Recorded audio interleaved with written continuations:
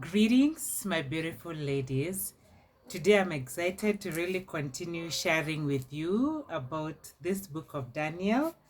And today, the story that I'm reading in chapter 6, Daniel chapter 6, is the story of Daniel in the lion's den. And just as I get into it and just to share my reflections and just what God is teaching us today, my beautiful ladies, let me start by asking you this. Are you the kind who is always setting up traps for people?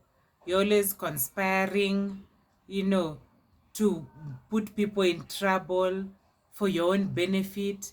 You're always making plans behind the scenes to sabotage people.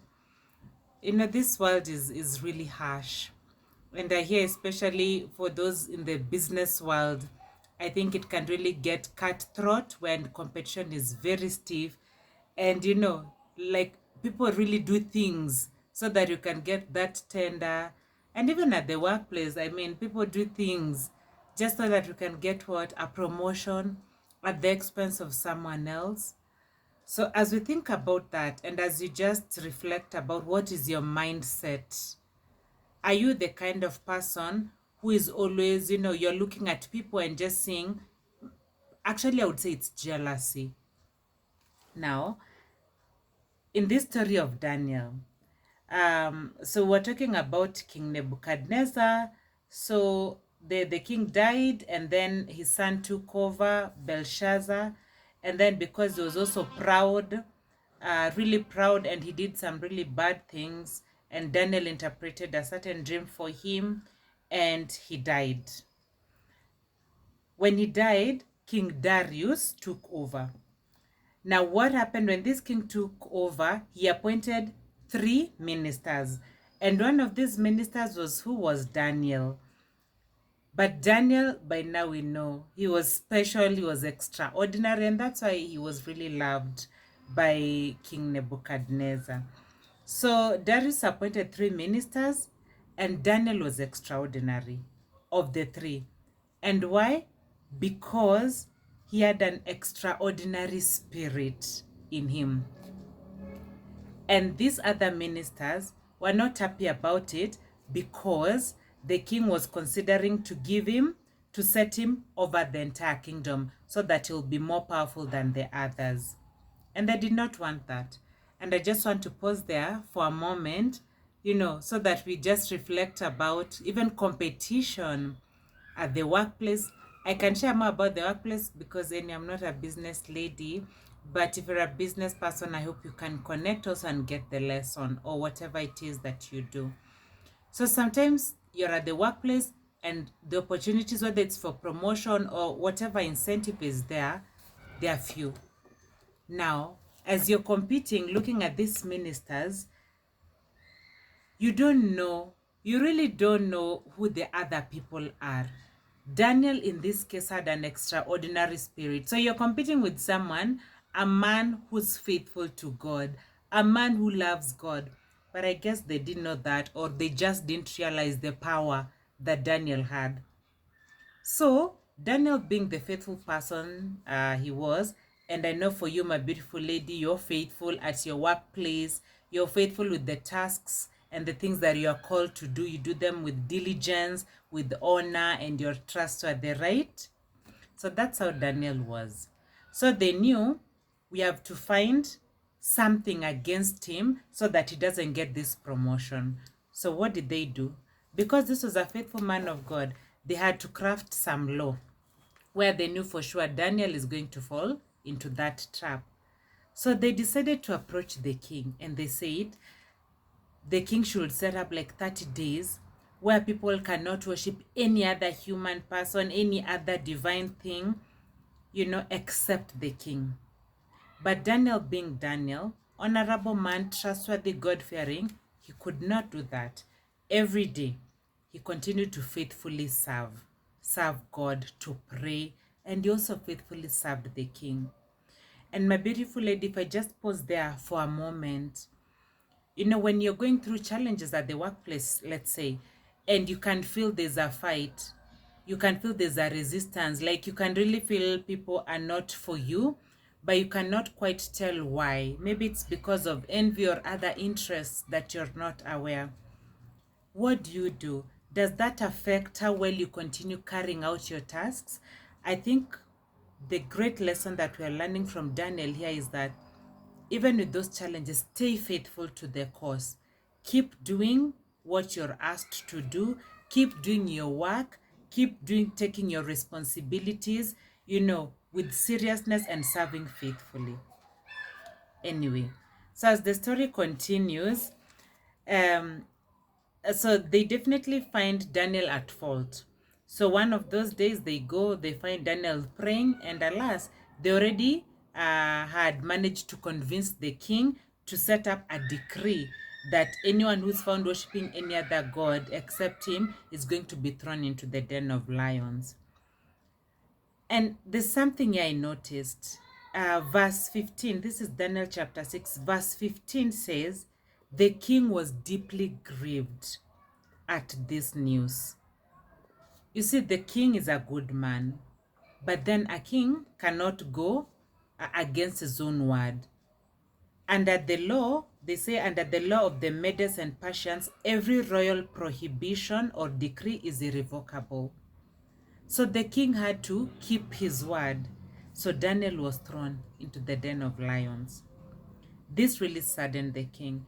And I think sometimes this is the irony, at the workplace sometimes, or maybe even in business spaces, I guess, that someone that maybe you thought would help you, like in this case, maybe you'd think, but the king had the power, he could have rescued Daniel. But sometimes there's so many intricacies that it's not so obvious, that the person you thought could come to your aid or to help you could help you. Maybe they're limited and they can't help you the way they wanted to help you for one reason or another. But then isn't this where serving God and our faith in God also comes in?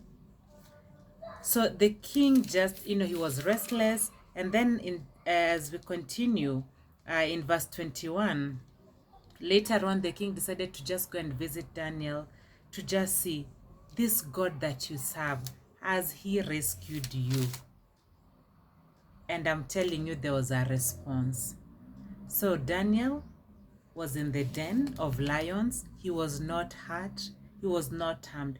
And even in that moment, he continued serving God. So when you're getting backlash, you're getting all manner of treatments, even discrimination, even mistreatment, even being sidelined, even being left out. Stay faithful, my beautiful ladies. Find your strength in loving God, in praising him, because he's the only one who can truly rescue you. So Daniel responded to the king and he said, my God sent his angel and closed the lion's mouth so that they have not hurt me. Even when what you're seeing, with the human eye, with the human mind, that because of this action, then this is going to be the outcome. With God, it's not like that. God can do anything and he can turn things around as he wills. Remember that, my beautiful lady. And so the end of this story, my beautiful lady, is that the king ordered that everyone should worship this God of Daniel, who's the true living God. But for those who had set up this trap for Daniel, they had it coming. The king ordered that they were to be thrown in the den of lions along with their children and wives. So I just want you to take note of that, along with their children and their wives.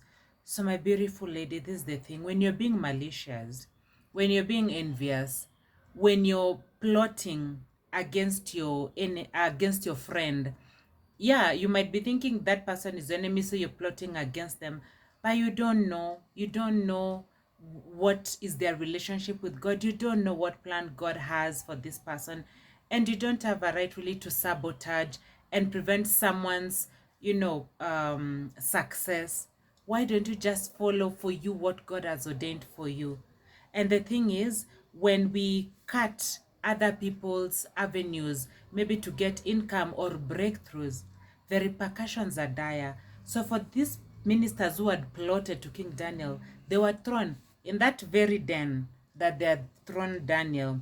So together with their children and their wives. It's a sad ending. And before they could even land, you know, the lion really crushed them, and it's really amazing. It's really amazing what God can do. So my beautiful lady, let me ask you, is it worth it? Is it worth it to sabotage other people? Is it worth it? And anyway, when you get any promotion or you get any favors or you get any headway at the expense of other people, will you even really truly enjoy, that position that you really desire, that wealth that you really desire? No, it's not worth it. But if you stay faithful, at the end of that verse, it says, Daniel fared well during the reign of Darius and the reign of Cyrus the Persian. Like God really blessed him. So when you stay faithful and God blesses you, you even have the peace of mind to enjoy the blessings that God has given you.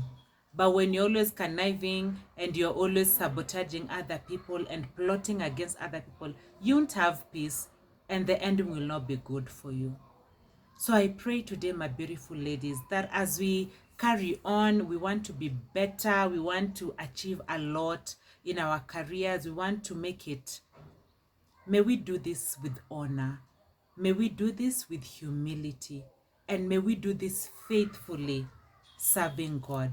May we be just. May we be fair. May we be honorable in our dealings. That the Lord will rescue us and save us. Even though others may plot against us, let us stay faithful to God. Indeed, those who love the Lord and those who serve God, He will come to their rescue. I wish you a beautiful day. May God bless you. Take care.